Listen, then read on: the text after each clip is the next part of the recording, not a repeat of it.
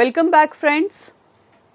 So currently we are learning about interviews as an important component or important aspect of the selection process.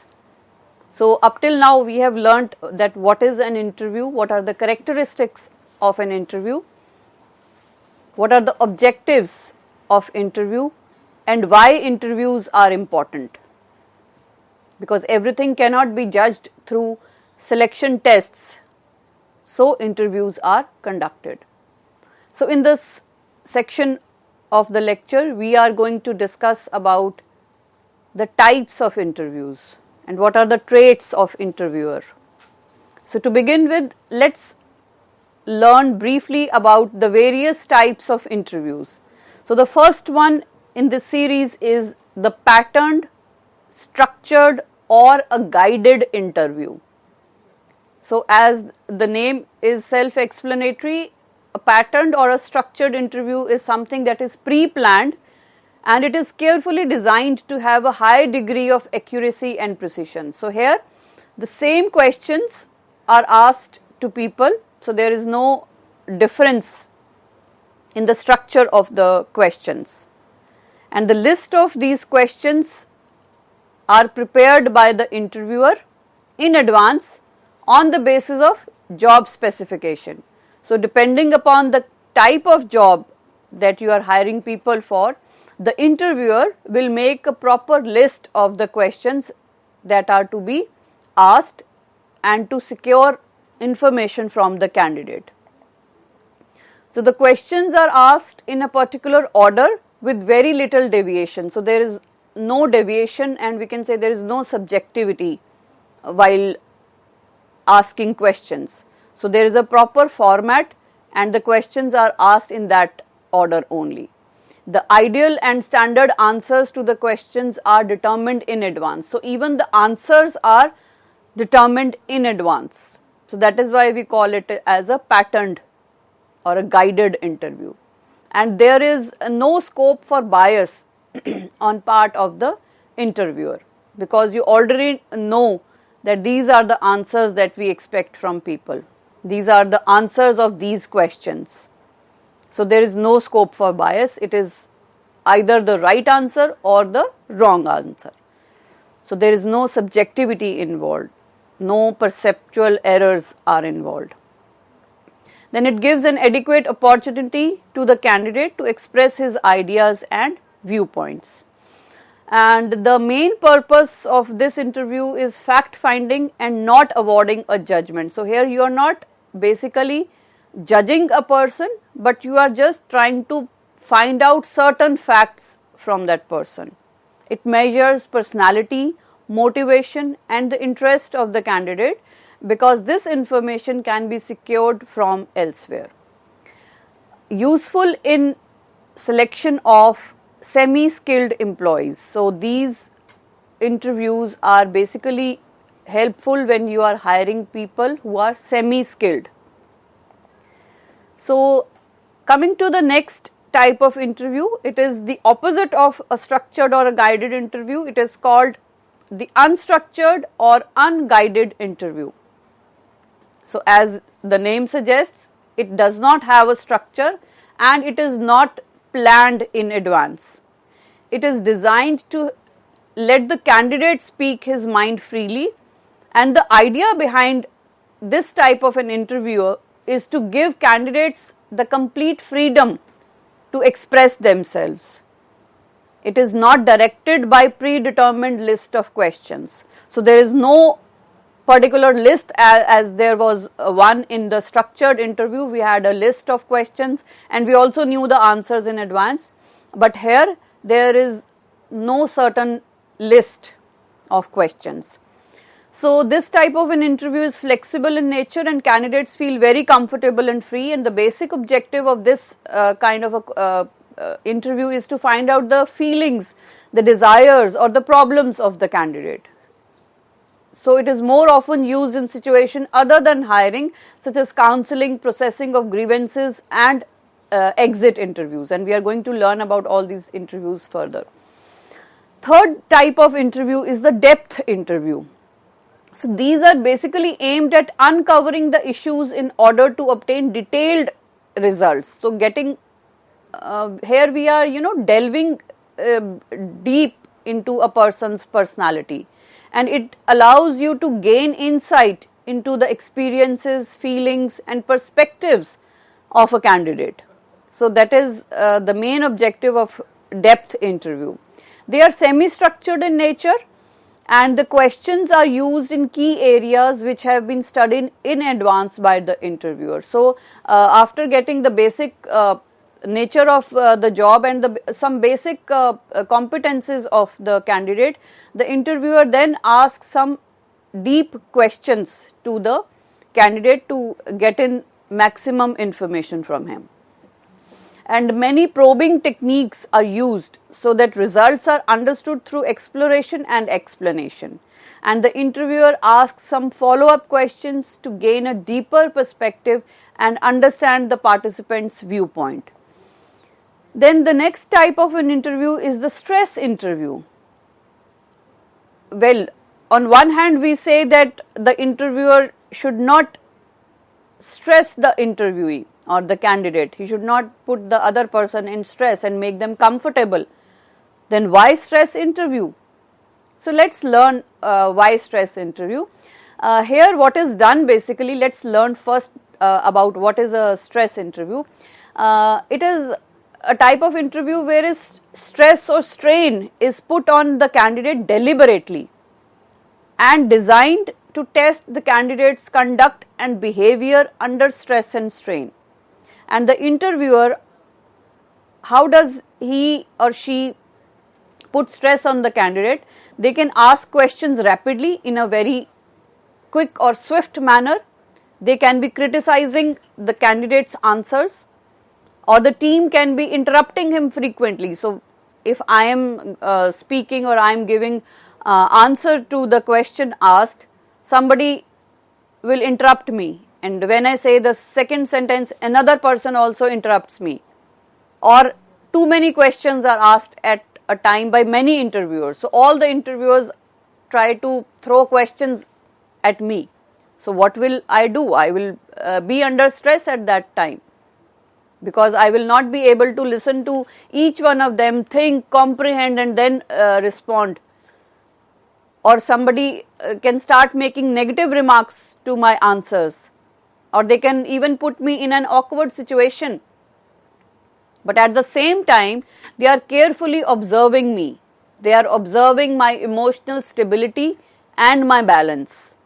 That how I am taking their questions, what time I am taking to think about those questions, and how I respond back. Do I become aggressive? Do I become frustrated? Do I become irritable? Do I become angry and then say something out of my frustration? So that is the basis of a stress interview. So the purpose of interview is to find out how candidate behaves in a stress situation and see whether he loses his temper, gets confused, or is able to articulate his answers properly despite being in a stressful situation. So the next category of interviews is the group interview, and it is also called as a discussion interview or a group discussion.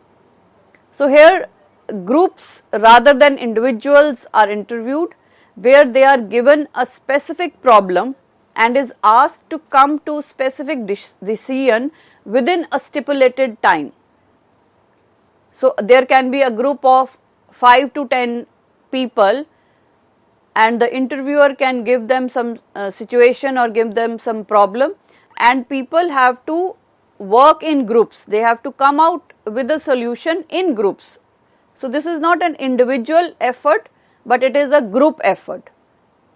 And the interviewer will observe how candidates are interacting with each other. So it basically judges your interpersonal skills, how you react, how you act, how you talk to your group members or team members. And the interviewer also observes as to who leads the group. That shows your leadership skills. the process by which leadership is exercised, how you are trying to influence other people. Are you a democratic leader or an autocratic leader? How it is accepted by other members of the group. So whatever you are saying as a leader of the group, how do other members accept? Do they accept you as a leader? Are they convinced with whatever you are saying? And what if they do not agree to you? Are you applying force? Are you being an autocratic that whatever I have said you have to follow? Or you try to listen to them as well. So all these skills can be judged or observed through group discussion. So it is generally conducted in a situation where leadership ability is to be observed. So that is why group discussions or group interviews are conducted. The next one is the panel or board interview. Here the candidate is screened by a group of interviewers who are specialists in their respective fields, and the questions are asked by them in serial or in random order. And the candidate has to answer to all interviewers at a time. So there is a board of interviewers or a panel of interviewers. It can be any number, 3, 4, 5, and they are going to answer, they are going to question the interviewer, and he or she has to answer to each one of them. So here there is the advantage is that it pools the collective decision and insight of the panel of interviewers in evaluation of the candidate. So it is not just one person who is evaluating you as a candidate, but a panel of people or a group of people will evaluate your candidature. So it is done usually for supervisor and managerial positions. Next type of interview is the case interviews, and it is very much in use these days. So in a case interview, the interviewer gives you a problem or explains a situation and asks you to provide a solution for that problem. Like we do case studies in our management classes. So we have a case that this was the problem, and how did the team, the HR team or any other team, they came up with a unique solution to solve that problem. We have those case studies. So similarly, that case is given to the interviewer or the candidate, and the candidate has to suggest certain solutions. So the problem or the situation given can be an imaginary one, or it can be even based on a real life experience. The idea behind this case interview is to test your problem solving aptitude at work.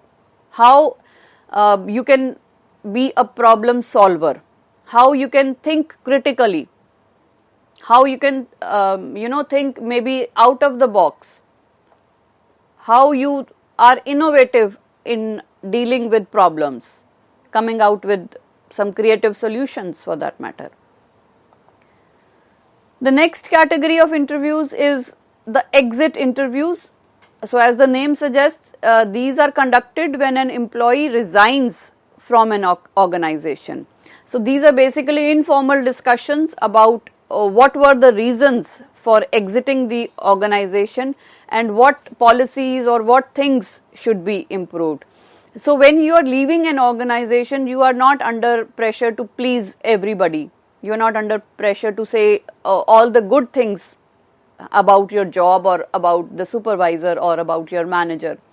So these can be a very effective tool if you want to take feedback from employees about the work culture, your immediate superior, your boss. So because when the employee is exiting, when the employee has resigned from the organization, he or she is more open in giving you the feedback, and that feedback can be used to improve those aspects that you feel that is the reason why an employee is leaving the organization. So it can be used as a very effective tool for that matter. There are some other types of interviews also. They are on the basis of the interviewer-candidate interaction, that how the interviewer and the candidate are interacting with each other. So here we have three types of interviews. First is the face-to-face interview, second is the telephonic interview, and third one is the video conferencing or video interview. So face-to-face interviews, we all know, interviewer and candidate, they meet in person to discuss the credentials, and there are certain terms also, like there can be lunch interviews or dinner interviews where the candidate and the interviewer they go out to some restaurant, they have lunch. So that becomes a more informal kind of a setup is there, and there are chances that the candidate will open up more and will give more of information, because it's not a formal or a structured kind of an interview. That is also again a type of face-to-face interview basically. So the interviewer can be the employer, the manager, or someone from the HR department, or there can be a third party recruitment consultant also that is hired by the parent company. So the interviews, they usually take place on the company premises only, and after asking general questions related to the skills, education and experience, the interviewer proceeds to assess certain subject matters, expertise also. The second one is the telephonic interview. We all know that companies often use to shortlist candidates prior to a face-to-face interview. So even before going for a face-to-face interview, sometimes organizations they just make a telephonic conversation with the candidates, just asking routine questions, and then they call you for a face-to-face interview. So when there are multiple rounds of interviews planned for a position, the companies may conduct the telephonic interview in the first round. So these interviews are conducted prior to the face-to-face interview, and when they have a format of conducting multiple interviews, so telephonic interview is usually done at the first place. And they may ask some basic questions like the background and why you applied for the position, and if they decide to move further with your selection, they may call you for the face-to-face interview. So it is usually done in jobs like telemarketing, receptionist, voice-based call center positions, companies that may need to assess your telephone skills. So these are very effective, we can say, kind of an interview where you have to hire people for their voice or for their telephonic conversation skills. Like there are these call center positions are there, and they may use it as an additional round for finalizing the candidates. So it can also be used for even finalizing the candidate. Similarly, where else we can use telephonic interview is when you are hiring people for remote positions. So there also telephonic interview may serve as a formal interview. So there won't be any face-to-face interview in that case. So there it's only the telephonic interview that is the final formal interview. The next is the video interviews.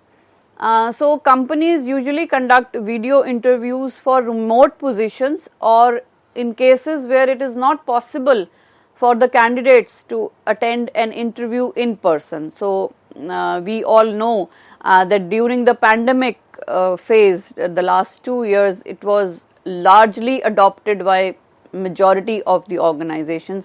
It was done through various tools like Zoom is there, Skype is there. So they were basically done through video conferencing, and it can also be done for remote positions also. Now let's quickly learn about what are the traits of an effective interviewer. So as I stated earlier, that it's not only that the candidate has to prepare for the interview, even the interviewer has to prepare for conducting an interview. So a good interviewer must have abilities to evaluate specific as well as overall abilities of the applicant. And this is rather a difficult job, as ability to evaluate specific traits may differ from the ability to make the overall evaluation. So the first thing that an interviewer must know is that he must have a thorough understanding of the vision, mission of the organization. He should be aware of the job specification and the job description. He should also be aware of the relationships between departments and jobs, and what are the organization's employment policies and procedures. So all these things are communicated to the candidate through the interviewer, and at that point of time the interviewer is the brand ambassador of the organization. If he is not very well aware of all these aspects, be it the vision, mission of the organization, the JD and the JS, what is the relationship between each departments that are working in the organization, and how that job is related in the department, so he will not be able to ask questions and give proper information to the candidate, and may even not be able to convince the candidate about the organization's core values. Then secondly, he should also have a deep understanding of individual differences, and he should even respect individual differences, because each individual is different. And when we start looking ourselves into other individuals, that is when we make major mistakes while hiring. If I am a kind of a person, I always want to see my traits or my qualities in the candidate I am interviewing. So that individual difference has to be understood and respected. Then personality dynamics, motivations, abilities and attitudes, and what are the all other human traits that are available, perceptions are there. So every individual has its own personality traits, abilities, attitudes and perceptions, and you cannot change these aspects. So you have as an interviewer, you must have the ability to understand how they are exhibited by the candidate. Then he should be receptive and sensitive to what and how the candidates are disclosing about themselves. You must be able to understand those aspects. That is the candidate outcoming, is the candidate very comfortable in giving you the answers, or is he feeling a bit shy, or is he not feeling very comfortable about answering your questions. So you must be able to get those cues and clues from how the candidate is answering your questions. Then he should be an authentic person with genuine feelings of warmth and affection, so as to establish a rapport quickly with an individual. So I have already emphasized on the aspect of rapport building and relationship building between the candidate and the interviewer. If you are not able to develop that rapport with the candidate, he will not come up with the information that you require. And for that thing, you cannot fake your feelings, you cannot fake your affection or your feelings for the other person. You have to be an authentic and a genuine person. Only then you will be able to get maximum information that you require to understand whether that person is fit for the job and your organization. The next is, the interviewer must be an active listener, and by active listening means that he must understand each and every aspect of the answer, and from that answer he should form subsequent questions. So we are not talking of the structured or the patterned interview. Here we are talking of other forms of interviews where you form your questions only from the answers of the candidate. So you can only form questions from answers if you are actively listening to what the candidate is saying.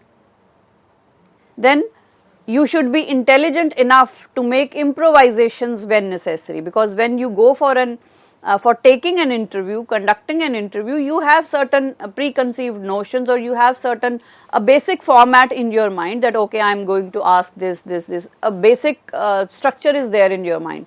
But what if the interview moves in certain other direction that you had not planned? So at that point of time, you must be intelligent enough to make certain improvisations. Then you should have emotional awareness and maturity, interest in human beings and their behavior. sportsmanship should be fully trained in the art of interview by being a great communicator. So again, it is not just the candidate who is communicating. As an interviewer, you also have to communicate, and it has to be an effective communication which is well understood by the candidate. So that art of interviewing and getting in the maximum information from the candidate is again an art, and you must have that maturity to get that information. Then you should avoid undue prejudice or being colored by self, personality or pet theories. So we all know that we love ourselves and we always want to see ourselves in other people. So that must be avoided, because that brings in lot of bias and lot of prejudice while making the decisions. So that has to be avoided by the interviewer. Then their own biases, as I said, and prejudices, irrespective of job requirements, should not influence their decision. So their decisions has to be made in a more rational manner and not colored by your personal biases and your personal prejudices. The next is that apply the 75-25 rule, which means that when it comes to communicating with your candidate, the interviewer must talk 25% and 75% talking should be done by the candidate. Because if the interviewer himself or herself keeps on talking, he will not be able to get the information from the candidate. So the interviewer should talk less and let the candidate talk the most. Only then your interview or the process of interview or the objectives, we can say, of the interview will be fulfilled. Otherwise the interviewer will keep on talking and will not give a chance to the candidate to talk and express himself. So until and unless he expresses himself, you will not come to know about his or her competencies, their skills. So this rule must be applied while the interviews are conducted. So friends, today we learnt about interview as an important component of the selection process. So after the tests are conducted, the interviews are conducted, and they are very important as far as hiring people is concerned, because tests can only judge your writing skills or your intelligence. But there are certain traits like your behavior, like your walking, how you talk, how you dress up, what is your attitude, your perceptions, your personality. So all these things can be measured through interviews only. Then we also learnt about the various traits of an interview. What are the characteristics of an interview? Then we learnt various types of interviews. What are the various types of interviews that are conducted in organizations for hiring people at different levels, of course. Then we also learnt that what are the various traits in the interviewer, because it's not just the interviewee or the candidate that has to prepare for an interview, but the interviewer should also possess certain skills so that the process of interview is achieved to the fullest and we can take out maximum from the candidate. So that is the main purpose of conducting an interview. So that is all for today. Thank you.